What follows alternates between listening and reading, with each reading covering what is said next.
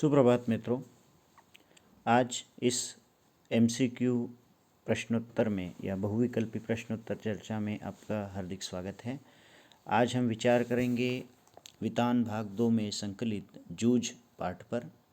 आप जानते हैं कि प्रथम सत्र में सिल्वर वेडिंग और जूझ इन दो पाठों को शामिल किया गया है और इसके अंतर्गत जूझ इस पाठ के प्रश्नों पर हम चर्चा करेंगे।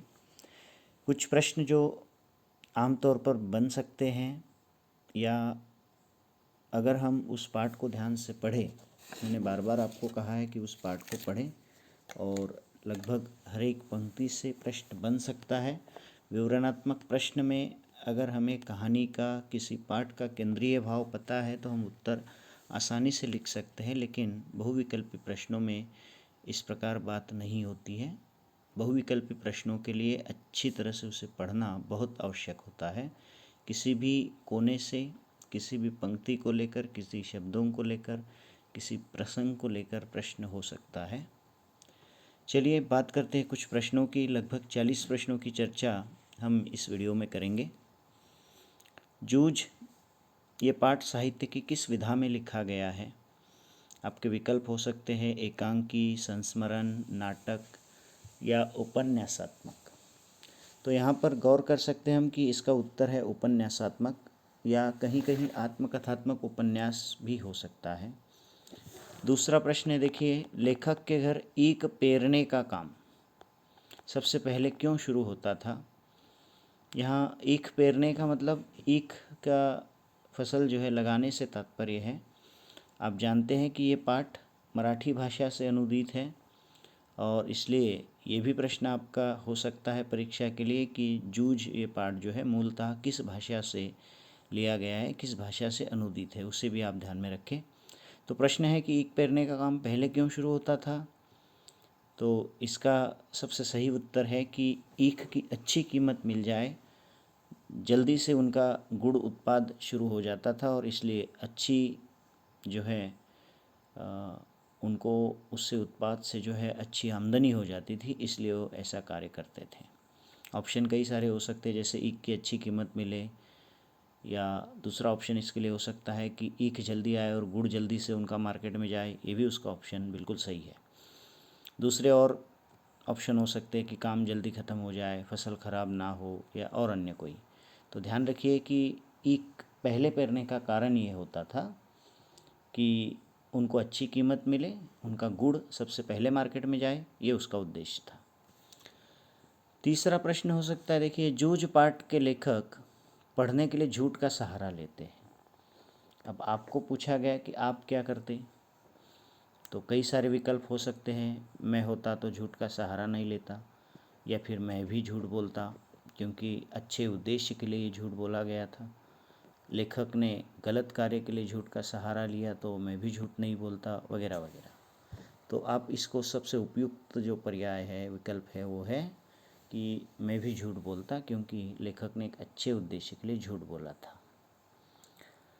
पहले दिन, अगला प्रश्न देखिए, पहले दिन पाठशाला से बाहर आने के बाद लेखक क्या विचार करता है?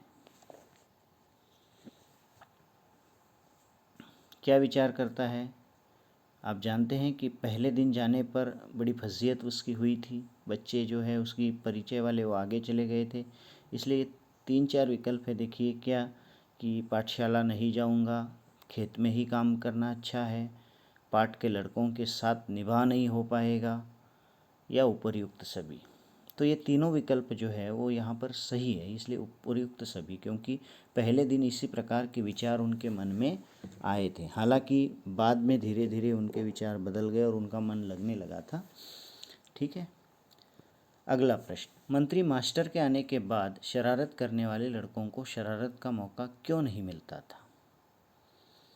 क्योंकि मंत्री नामक मास्टर की दहशत के कारण, लेखक, दूसरा विकल्प लेखक के गुस्से के कारण, अथवा उन बच्चों की शाबाशी के कारण, या उपर्युक्त सभी। तो इसमें स्वाभाविक है कि वो मास्टर जी जो है बड़े सख्त थे और इसलिए उनकी दहशत के कारण बच्चे शरारत नहीं करते थे। अगला प्रश्न है, देखिए, न वा सौंदलगेकर मास्टर क्या पढ़ाते थे? तो मराठी, संस्कृत, गणित या विज्ञान, ये आपके विकल्प और बिल्कुल सही विकल्प जो है वो मराठी। यहाँ पर इस प्रश्न को उलट कर भी पूछा जा सकता है कि मराठी के अध्यापक का नाम क्या था? न. सौंदलगेकर। और दूसरा एक प्रश्न इसको लेकर बन सकता है कि कौन से वो अध्यापक थे जिनके कारण वो कविता लिखने लगे या कविता के प्रति उनको रुचि आने लगी। तो ये प्रश्न न. सौंदलगेकर मास्टर जी, और उनका विषय है मराठी, और उन्हीं के कारण कविता पढ़ने में, कविता गाने में, कविता रचने में उनको रुचि लगने लगी थी, रस आने लगा था। अगला प्रश्न देखिए, लेखक के विषय में सही कथन नहीं है। 4 है स्टेटमेंट यहाँ देखिए। लेखक खेत में काम करता था। लेखक के पिता लेखक को पढ़ाना नहीं चाहते थे। दत्ता राव लेखक की पढ़ाई से खुश नहीं थे। और लेखक पढ़ाई के लिए संघर्षरत था। तो खेत में काम करना सही है। पिताजी पढ़ाते नहीं थे, पढ़ाना नहीं चाहते थे, ये भी सही है। लेकिन तीसरा जो विकल्प है, दत्ता राव लेखक की पढ़ाई से खुश नहीं थे, ये गलत है, और इसलिए ये उत्तर यहाँ पर सही है, क्योंकि प्रश्न पूछा गया है कि सही कथन नहीं है। कई बार आप जल्दबाजी में जो है प्रश्न ठीक से पढ़ते नहीं हैं। सही नहीं है ये पूछा गया, और इसको ध्यान से देखना है। अगला प्रश्न है, लेखक अपने दादा से क्यों डरता था? 4 विकल्प है। दादा को लेखक से प्रेम था इसलिए। ख. दादा दयालु स्वभाव के थे इसलिए। ग. उसके दादा गुस्सैल स्वभाव के थे इसलिए। या इनमें से कोई नहीं। तो उनके गुस्से के कारण वो डरते थे, ये उसका सही विकल्प है। पाठ के अनुसार कविता के प्रति लगाव के बाद अकेलेपन के प्रति लेखक की धारणा में क्या बदलाव आया? जब कविता के प्रति उनको रुचि उत्पन्न हुई तो अकेलेपन के बारे में उनके विचार बदल गए। तो क्या हुआ? 4 विकल्प हैं यहाँ पर। जैसे अकेलापन डरावना है, अकेलापन अच्छा है, अकेलापन आवश्यक नहीं है, या अकेलापन दोस्तों को करीब लाता है। तो इनमें से सही विकल्प क्या है? सही विकल्प है अकेलापन अच्छा है। क्यों? क्योंकि आप जानते हैं कि पहले उनको अकेलापन खलता था, यानी बुरा लगता था। लेकिन जब कविता के प्रति रुचि उनको आने लगी, कविता गाने लगे, कविता रचने लगे, सुर ताल में जब वो स्वयं बोलने लगे, तब जब अकेले होते थे तो मन चाहे रूप से उसको वो गा सकते थे, और कोई हमें देख रहा है, कोई सुन रहा है, इस प्रकार का कोई संकोच उनके मन में नहीं होता था, और इसलिए अकेला होना अब उनको अच्छा लगने लगा था। इसलिए सही उत्तर है अकेलापन अच्छा है। जूझ इस शब्द का अर्थ है, जूझ का अर्थ है संघर्ष करना, लड़ना। ठीक है, तो प्रेम करना, चिंतन करना आदि तो गलत ही है। तो जूझ इस शब्द का मतलब है संघर्ष, लड़ना, झगड़ना। ठीक है, परिस्थितियों से संघर्ष की बात यहाँ पर है। जो स्थितियाँ हैं उनसे जुझारूपन से, संघर्षशील वृत्ति से लड़ना, ये उसका अर्थ है। चलिए अब अगला प्रश्न है, जब चारों ओर गन्ने की पेराई शुरू हो जाती है तो गुड़ सस्ता हो जाता है। क्यों? खाने वाले कम हो जाते हैं, गुड़ की बाज़ार में अधिकता हो जाती है, गुड़ खाना पसंद नहीं करते हैं, और क और ख दोनों सही हैं। तो इसमें गुड़ बाज़ार में अधिक हो जाता था, ये विकल्प सही है, क्योंकि सबसे पहले वो गुड़ बाज़ार में ले आते थे, और इसका कारण यही था कि उनको अच्छे दाम मिले। क्योंकि जब बाज़ार में अधिक गुड़ आ जाता है तो उसका जो रेट है वो कम हो जाता था। ठीक है, आगे बढ़ते हैं। वर्तमान समय में बच्चों का व्यवहार शिक्षा और संघर्ष के प्रति सकारात्मक नहीं है, क्योंकि अब ये बहुत ही सोच विचार करने के लिए प्रश्न आपको दिया गया है। आपके समझ, अंडरस्टैंडिंग को यहाँ पर परखा जाएगा कि आज के बच्चे शिक्षा के प्रति जिज्ञासु नहीं हैं। बच्चे तकनीकी सुविधाओं के दौर में शीघ्र लाभ प्राप्त तथा हल्की सी परिस्थिति में भी हार मान लेते हैं। फिर तीसरा विकल्प है, आज बच्चों के पास अनेक साधन हैं किंतु उनकी केवल साधनों में ही रहती है, ज्ञान में नहीं। और क, ख, ग और घ सभी सही है। तो इसका सही उत्तर है कि बच्चों के पास साधन अनेक हैं, लेकिन वो केवल साधनों में जो है खोए रहते हैं, ज्ञान के प्रति साधना उनके मन में नहीं है। ठीक है, आगे बढ़ते। तीसरा, सकारात्मकता सृजनात्मकता में आत्मविश्वास को दृढ़ता मिलती है। ये पंक्ति किस प्रकार जूझ पाठ के लेखक के जीवन से संबंधित है? सकारात्मक, सृजनात्मक यानी क्रिएटिविटी और पॉजिटिविटी, उससे आत्मविश्वास बढ़ता है। किस प्रसंग से या किस पंक्ति से हम कह सकते हैं? 4 विकल्प यहाँ पर है, देखिए। श्री सौंदलगेकर शिक्षक से प्रेरित होकर कविता सृजन करते हुए उनका आत्मविश्वास बढ़ा। ठीक है, फिर वह स्वयं कृषि कार्यों के समय काव्य सृजन करने लगा। ग, उपर्युक्त दोनों सही है और उपर्युक्त दोनों गलत है। तो इसका सही उत्तर होना चाहिए ग, कि दोनों सही है। वो शिक्षक से प्रेरित हुए और कृषि कार्यों में वो सृजन करने लगे। बुरा लगने वाला एकांत अब उनको प्रिय लगने लगा था। ठीक है, आगे बढ़ते हैं। जूझ पाठ के लेखक के पिता की भांति अनेक गरीब और कामगार अपने बच्चों को आज भी स्कूल नहीं भेजना चाहते। तो वर्तमान में मुफ्त शिक्षा व्यवस्था होने के बाद भी बच्चों द्वारा स्कूल न जाने के कारण क्या हो सकते हैं? तो यहाँ पर भी विचार करने की आवश्यकता है अच्छी तरह से आपको। जैसे माता पिता का अशिक्षित होना, माता पिता का गरीब होना, बच्चे स्वयं मजबूरी वश रोजी रोटी की तलाश में लगे रहते हैं, और अंतिम विकल्प है उपरोक्त सभी कारणों से। तो हम यहाँ कह सकते हैं कि ये सभी कारण हैं। यहाँ पर माता पिता के अशिक्षित होने के कारण भी ये होता है कि वो बच्चों को स्कूल नहीं भेजते, गरीबी के कारण होता है, या बच्चे मजदूरी रोजी रोटी की तलाश में मजदूरी करते, ये भी उसका कारण है। तो इस पाठ के सहारे वर्तमान जो व्यवस्था है, वर्तमान प्रसंगों से जुड़े हुए ऐसे प्रश्न हैं, ऐसे भी प्रश्न आपको पूछे जा सकते हैं। आगे बढ़ते हैं। 5वां प्रश्न, जूझ कहानी हमें यह संदेश नहीं देती है। देखिए, प्रश्न जो है वो ध्यान से आपको समझना है कि जूझ कहानी क्या संदेश नहीं दे रही है। ठीक है, जैसे निरंतर संघर्षशील रहकर अपने लक्ष्य के प्रति जुझारू बने रहना चाहिए, ये पहला विकल्प है। तो ये संदेश तो मिल रहा है, इसलिए ये उत्तर नहीं है। फिर लक्ष्य प्राप्ति के लिए परिश्रम और दृढ़ निश्चय का मार्ग चुनना चाहिए, ये भी संदेश मिल रहा है।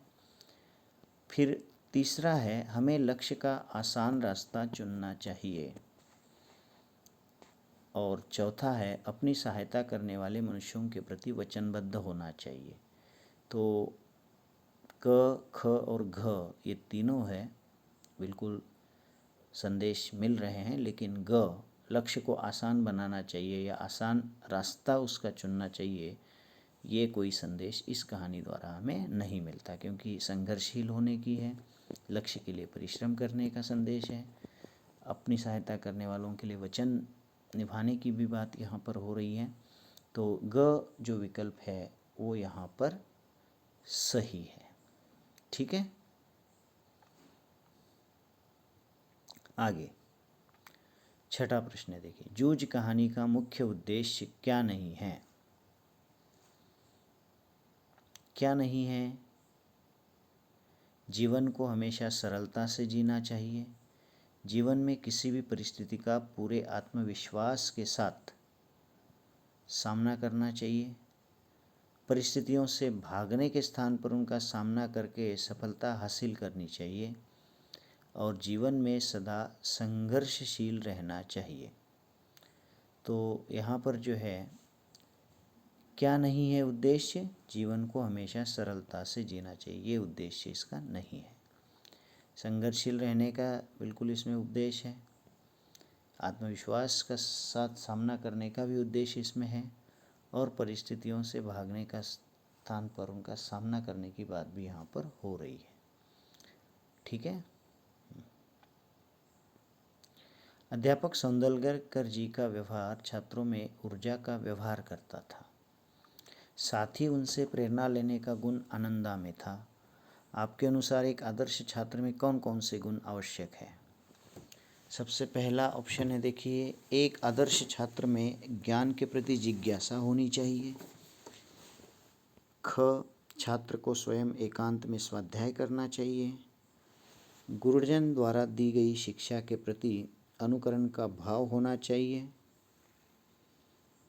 और उपरोक्त सभी सही है। तो यहाँ पर हम लोग तीनों विकल्प जो है सही कह सकते हैं। जिज्ञासा भाव तो होना ही चाहिए, जब वो अकेला है तो स्वाध्याय करना भी ज़रूरी है, और गुरुजनों ने जो कुछ दिया है उसके प्रति अनुकरण का भाव या उसको सीखने का भाव जो है होना चाहिए। 8वां प्रश्न, लेखक को अकेलेपन से ऊब नहीं होती थी, क्योंकि अकेले होने से खेती का काम कर लेता था, अकेलेपन में पशुओं को चरा लेता था, अकेलेपन में अपने साथियों से बात कर लेता था, और अकेलेपन में कविता बना लेता था। तो 8वें प्रश्न का उत्तर है कि घ, कि वो कविता बना लेता था। इससे जुड़ा हुआ पहले भी इस एक प्रश्न हम देख चुके हैं। शब्द का नशा चढ़ने लगा, क्योंकि 4 विकल्प है। कविता बनाने की रुचि जागृत हो गई थी, किताब पढ़ने में मन लगने लगा था, शब्दों का अर्थ जानने लगा था, और गणित के सवाल हल करने लगा था।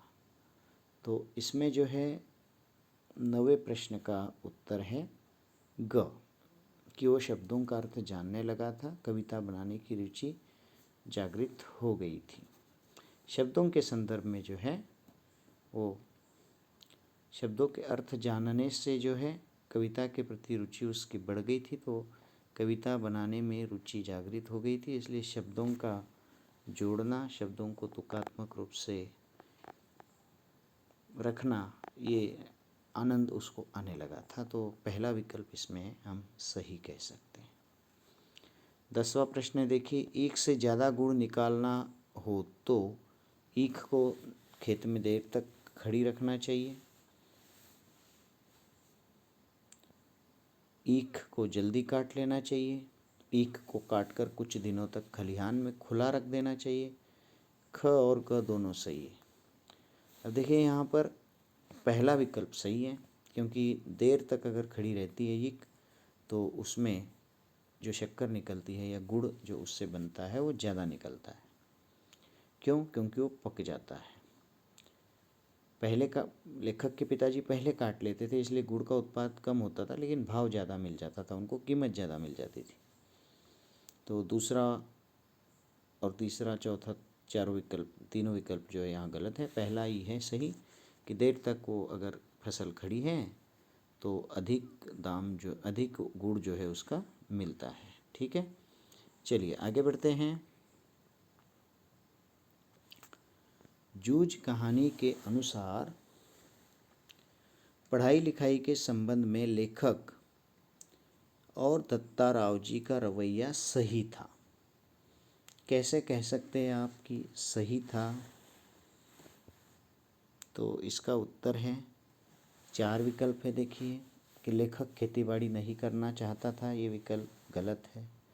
लेखक पढ़ लिख कर सफल होना बहुत आवश्यक था लेखक का। तीसरा है, दत्ताजी राव जानते थे कि खेतीबाड़ी में लाभ नहीं है, और लेखक और दत्ताजी राव सहपाठी थे, तो सहपाठी होना तो बिल्कुल गलत है। पढ़ लिख कर सफल होना आवश्यक था, ये ज़रूर सही है, लेकिन यहाँ दत्ताजी राव की रवैया जो है वो यहाँ पर बात नहीं करता, इसलिए तीसरा विकल्प जो है, दत्ताजी राव जानते थे कि खेतीबाड़ी में कोई लाभ नहीं है और इसलिए इस बच्चे को भी अगर ये खेती में ही काम करते रहेगा तो इसका जीवन संवर नहीं पाएगा, ये वो सोचते हैं, और इसलिए तीसरा विकल्प हम यहाँ सही कहेंगे। अगला प्रश्न देखिए, लेखक की माँ के अनुसार उसके पति ने लेखक को पाठशाला जाने से क्यों रोक दिया? क्यों रोक दिया? 4 विकल्प हैं। वो पढ़ने में अच्छा नहीं था, पिता के पास पढ़ाने के लिए पैसे नहीं थे, पिता खुद काम से बचना चाहते थे, और लेखक पढ़ाई छोड़कर सिनेमा देखता था। अब यहाँ पर देखिए उत्तर है कि उनके पिताजी काम से बचना चाहते थे, ध्यान रखिए, क्योंकि माँ के अनुसार ये उत्तर है।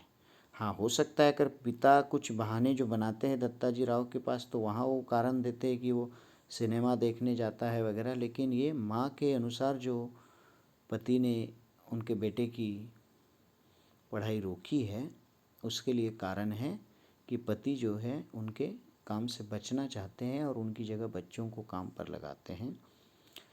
लेखक का मन कहाँ जाने के लिए तड़पता था? स्वाभाविक है, इसका कोई अधिक चर्चा करने की ज़रूरी नहीं है, बिल्कुल पाठशाला जाने के लिए तड़पता था, है ना, क्योंकि एक ही तड़प, एक ही ललक इस पाठ में लेखक के मन में है और वो है पाठशाला जाना, पढ़ना। जूझ पाठ के आधार पर श्री सौंदलगेकर जी के अध्यापन की खूबियाँ नहीं थी।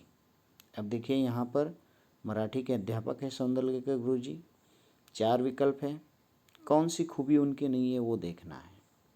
खूबियाँ कहीं ना कहीं 3 विकल्प ऐसे हैं जहाँ उनकी खूबी दी गई होगी और एक ऐसा है जो उसके विपरीत होगा, उसे हमें चुनना है। वे विषय को अत्यधिक रुचिकर तरीके से पढ़ाते थे, बिल्कुल उनकी खूबी थी। वे अपनी मधुर कंठ से कविता गाकर पढ़ाते थे, बिल्कुल सही। वे बच्चों को स्वयं द्वारा रचित कविताएं ही याद करवाते थे। वे लेखक को कविता लेखन के लिए प्रोत्साहित करते थे। तो यहाँ पर देखिए थोड़ा सा वो ट्रिकी क्वेश्चन है ये। यहाँ पर ऐसा लग रहा है कि ये तीसरा विकल्प भी जो है वो गलत तो है नहीं, लेकिन बच्चों को स्वयं द्वारा रचित कविताएं ही याद करवाते थे। तो यहाँ पर ध्यान देना कि उन्होंने जब भी वो पढ़ाते थे तो जो कविताएं उनकी पाठ्यक्रम की है वो भी पढ़ाते थे, याद करवाते, साथ में अपनी रची हुई कविताएं भी कभी कभी करवाते थे, बोलते थे, सुनाते थे। तो यहाँ पर विकल्प है कि केवल वही कविता है जो स्वयं रचित है। तो ये विकल्प जो तीसरा है अर्थात ग विकल्प जो है वो यहाँ पर इसका उत्तर है, अर्थात वो उनकी खूबी नहीं थी। अगला प्रश्न देखिए, लेखक अपनी माँ को अपनी पढ़ाई के लिए किसके पास चलने के लिए आग्रह करता है? तो किसके पास गए थे वो पिताजी से बात करने के लिए? बिल्कुल तुरंत आपके दिमाग में ये उत्तर आना चाहिए कि दत्ताजी राव। 4 विकल्प पढ़ने के बाद आपको तुरंत समझ में आ जाना चाहिए कि वो दत्ताजी राव के पास गए थे। 4 विकल्प है देखो। अब इसी बहाने में पूछ लेता हूँ आपको, जैसे अध्यापक श्री सौंदलगेकर गुरु जी, तो सौंदलगेकर पढ़ते ही आपके मन में आना चाहिए कि ये मराठी के अध्यापक हैं, कविता अच्छी तरह से पढ़ाते थे, उन्हीं के कारण कविता की रुचि उनके मन में उत्पन्न हुई। स्कूल के हेडमास्टर का तो कोई है ही नहीं यहाँ पर कोई प्रसंग। फिर वसंत पाटिल कौन है? उनका सहपाठी है, वो मॉनिटर था। मॉनिटर कौन था ये प्रश्न हो सकता है, ठीक है। तो इसका उत्तर है दत्ताजी राव। आगे हैं, जूझ पाठ के आधार पर गांव भर में लेखक के घर सबसे पहले कोल्हू क्यों चलता था? यानी उस पूरे गांव में सबसे पहले कोल्हू उन्हीं का चलता था। इसके क्या कारण थे और किस सोच से वो लोग पहले चलाते या उनके पिताजी पहले कोल्हू चलाते थे? तो 4 विकल्प हैं। क्योंकि उसके दादा को हर काम में जल्दी रहती थी, बिल्कुल गलत है ये। क्योंकि दादा कोल्हू पेरने के बाद कुछ दिनों के लिए शहर चला जाता था, ये भी उत्तर नहीं है। क्योंकि उनका गुड़ बहुत अच्छा नहीं था, बाजार में ज़्यादा गुड़ आ जाने पर उसके गुड़ को कोई नहीं पूछता। और अंतिम है देखो, क्योंकि दादा की समझ से पहले कोल्हू चलाने से ईख की अच्छी खासी कीमत मिल जाती थी, बिल्कुल सही। देखिए यहाँ पर तीसरा और चौथा विकल्प थोड़ा सा लगता है कि दोनों सही है, लेकिन ध्यान रखिए कि सबसे पहला कारण ये है कि वो अधिक कीमत प्राप्त करवाना चाहते थे, और अधिक कीमत मिलने का कारण यही था कि पहले चलाया जाए, तो गुड़ की जो बाज़ार में आने वाली आवक है वो कम है, इसलिए माल कम होने से भाव या कीमत जो है वो ज़्यादा मिलती थी। अब ये तीसरा विकल्प जो है कि दूसरा गुड़ जब आ जाता था तो कीमत नहीं मिलती, उनका गुड़ अच्छा नहीं होता था, तो ठीक है, वो भले वो प्रसंग या वो कारण एक उसके साथ था, लेकिन उसी कारण से तो वो पहले चलाते थे, मतलब उसके कारण कीमत नहीं मिल पाती थी, और कीमत मिल जाए इसलिए वो पहले चलाते थे। तो ये समझना यहाँ ज़रूरी है कि उत्तर क्या है कि कोल्हू चलाने से जो है, पहले चलाने से उनको ईख की अच्छी खासी कीमत जो है वो मिल जाती थी। ठीक है, आगे लेखक और उसकी माँ ने राव जी को किस बात के लिए सचेत कर दिया था? अब सचेत किस बात के लिए किया था? प्रार्थना तो की थी कि उनके पिता से वो बात करें, ठीक है, लेकिन ये भी बताया था कि उनके पिता से ये ना कहे कि ये दोनों उनके पास आए थे, ये जाते जाते उन्होंने बताया था। यानी उनके पिताजी को कभी ये नहीं पता चलना चाहिए कि ये माँ बेटे दोनों आए थे और इन्होंने ये बात कही है। तो और विकल्प हो सकते हैं, उनके बारे में आपको देख लेना है कि काम करने की विवश करे, घूमना बंद कर दिया जाए, खेत में काम ना करने जाए, वगैरह वगैरह। लेकिन यहाँ पर वो प्रार्थना करते हैं, दादा से कहे कि बच्चे की पढ़ाई शुरू करें, लेकिन साथ में सचेत करके जाते हैं कि दादा को ये भी ना बताए कि हम आपके पास आए थे। अगला, जूझ कहानी में लेखक के पिता उसे विद्यालय भेजने के लिए क्या शर्त रखते हैं? तो क्या क्या शर्त रखते हैं आप जानते हैं, और सभी शर्तें वो मान लेते। पहला कि पाठशाला जाने से पहले खेत में काम करना, फिर पानी लगाना, किसी दिन खेत में ज़्यादा काम है तो पाठशाला नहीं जाना, वो भी स्वीकार कर लिया था उन्होंने। और छुट्टी होने के बाद भी घर में बस्ता रख कर, जैसे ही छुट्टी होती है घर में बस्ता रखो और सीधे खेत पर आना है और घंटा भर तक ढोर चराना है। तो खेत में काम करना, ज़्यादा काम हो तो स्कूल को छुट्टी लेना, और छुट्टी के बाद भी खेतों में काम करने के लिए आना, ये शर्तें रखी थी। ये तीनों सही है, इसलिए उपरोक्त सभी ये विकल्प यहाँ पर सही है। अगला है, देखिए, लेखक जब अपनी कविता दिखाने मास्टर के पास जाता तो उसे क्या समझाते थे? तो कविता से जुड़ी हुई बातें जो हैं वो समझाते थे, जैसे छंद, अलंकार, लय, शुद्ध लेखन आदि के बारे में वो समझाते थे, और यही उत्तर इसका सही है। मास्टर उसे अगले दिन आने के लिए कह देते, बिल्कुल गलत जवाब है। उसे अपनी कविता सुनाकर कहते कि ऐसी कविता लिखो, ये भी गलत है, क्योंकि जो जैसी वो लिखते थे वो उसको प्रोत्साहित करते थे शुरुआती स्तर पर जो है। मास्टर उसे हतोत्साहित यानी डीमोटिवेट करते थे, डिमोरलाइज करते थे। नहीं, ऐसी बात नहीं है। दूसरा, तीसरा, चौथा विकल्प गलत है। क या पहला विकल्प बिल्कुल सही है कि वो छंद, अलंकार, भाषा, लय, शुद्ध लेखन, ताल आदि की बात लेखक से करते थे, कई कवियों की बात भी करते थे।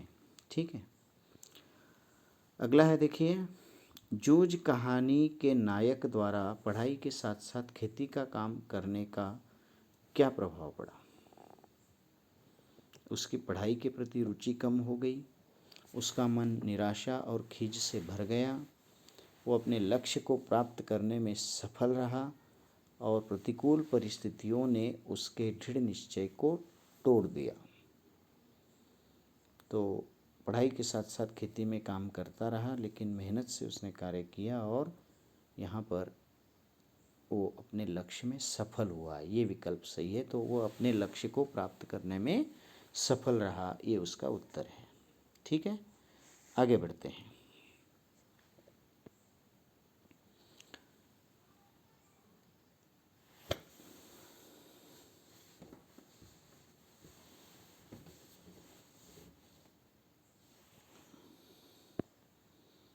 चलिए, ठीक है, तो ये 30 प्रश्न यहाँ पर हो गए। मैं अपेक्षा करता हूँ कि इन 3 प्रश्नों की अच्छी तरह से मदद आपको होगी। फिर भी ज़रूरी नहीं कि ये 30 प्रश्न आपके लिए पर्याप्त हो, इसलिए मैं आपसे फिर एक बार कहता हूँ कि पूरा पाठ अच्छी तरह से आप पढ़ें। कोई भी शंका है, कोई भी प्रश्न आपके मन में है, तुरंत आप मुझसे संपर्क कर सकते हैं। ठीक है, धन्यवाद।